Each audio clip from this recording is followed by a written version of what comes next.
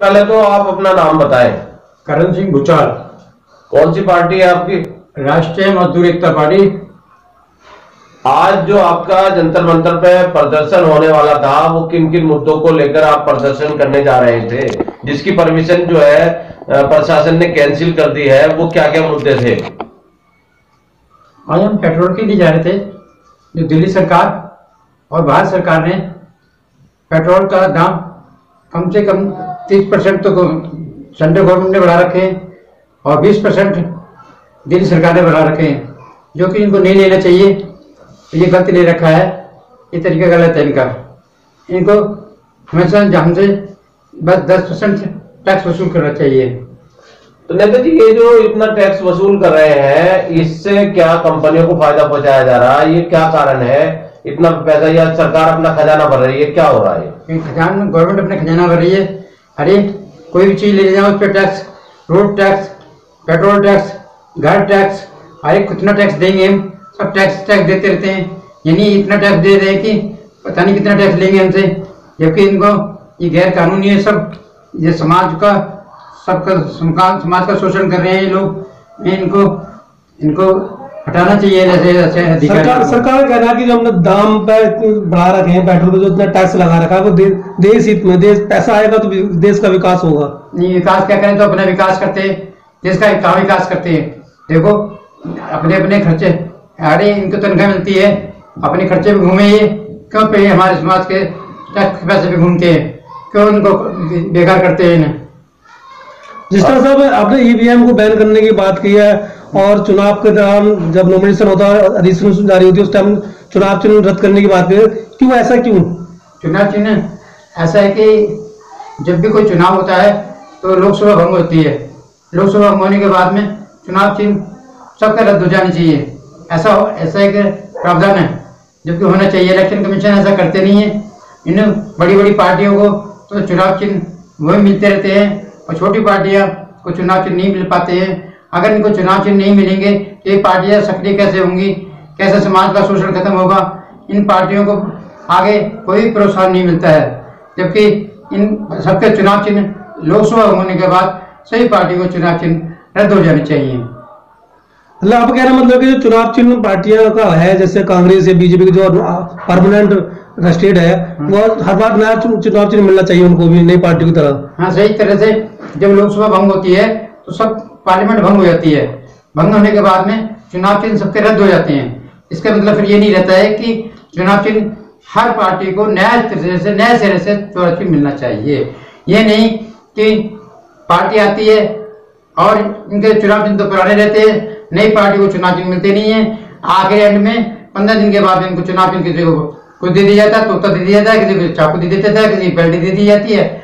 आखिर आगे वो तो हारेंगे जब जिन। इसलिए चुनाव चिन्ह का प्रकरण यह है कि लोकसभा भंग हुए, चुनाव चिन्ह रद्द कर दो। और दूसरा है, हर 6 महीने के अंदर चुनाव के होने से पूर्व सबको चुनाव चिन्ह बराबर दे दी जाए।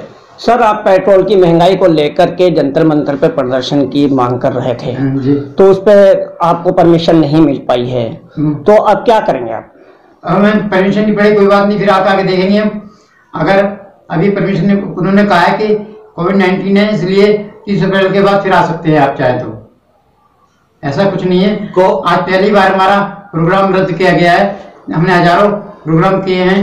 सरकार चाहे तो सब कंट्रोल कर सकती है, लेकिन सरकार कंट्रोल कर भी रही है, दिखावा कर रही है। एक सिर्फ दिखावा ज्यादा है, कंट्रोल कम है।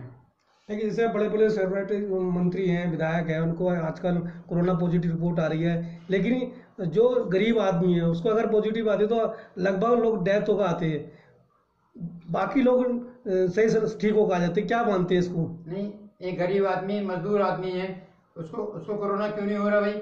ये चुनाव प्रचार लेकर कर रहे हैं, इनको कोरोना क्यों नहीं हो रहा भाई? बिहार में चुनाव हुआ अभी, उसमें कोरोना क्यों नहीं हुआ? अभी बंगाल में चुनाव हो रहा है, इनका वहां कोरोना कहाँ गया? ये तो हो रहा है, कुंभ में लाखों आदमी है।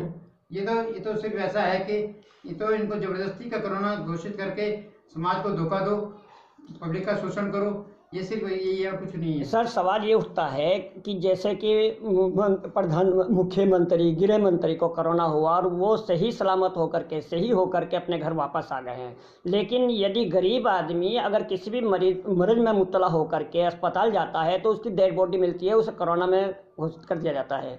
तो इस पर आपकी क्या राय है? ये क्या कहेंगे आप इसको? ये इनकी साजिश है, बहुत बड़ी गहरी साजिश है।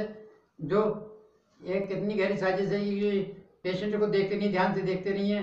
देखा कि ये बीजेपी का है, अरे मैंने तो एक चीज देखी है, इन्होंने तो एक चीज देख रखा है कि जितने दलित हैं दलितों को मार डालो, मुसलमानों को मार डालो, हैं, बस यही शोषण करना है इनका। तो एक मुख्य कारण यही है इनका। लेकिन डॉक्टरों को तो ऐसा नहीं करना चाहिए, उसे तो जनता भगवान का रूप नहीं करती है। डॉक्टर, बहुत से डॉक्टर भी कोविड-19 के अंतर्गत मर चुके हैं, क्योंकि उनका भी सही तरीके से उनको उपचार के लिए साधन नहीं दिए गए, इसलिए डॉक्टर के साथ भी ऐसे हादसे हुए हैं। बहुत से डॉक्टर कई जगह मारे गए हैं।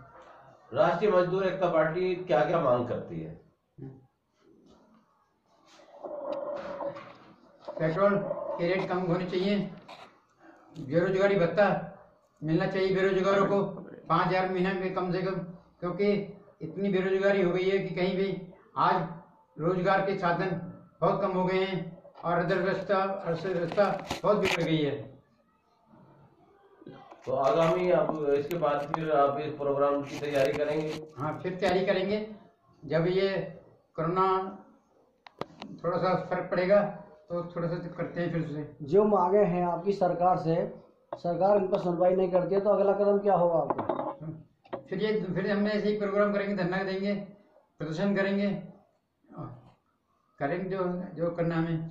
लेकिन सरकार को हमने ज्ञापन तो हमने अपनी शिकायत तो दे चुके हैं, सारी शिकायत जा चुकी है हमारी शिकायत। ये इलेक्शन कमीशन को हम दिया है 6 तारीख को, इलेक्शन कमीशन को भी ये हमने अपना ज्ञापन दे चुके हैं। बहुत बहुत धन्यवाद।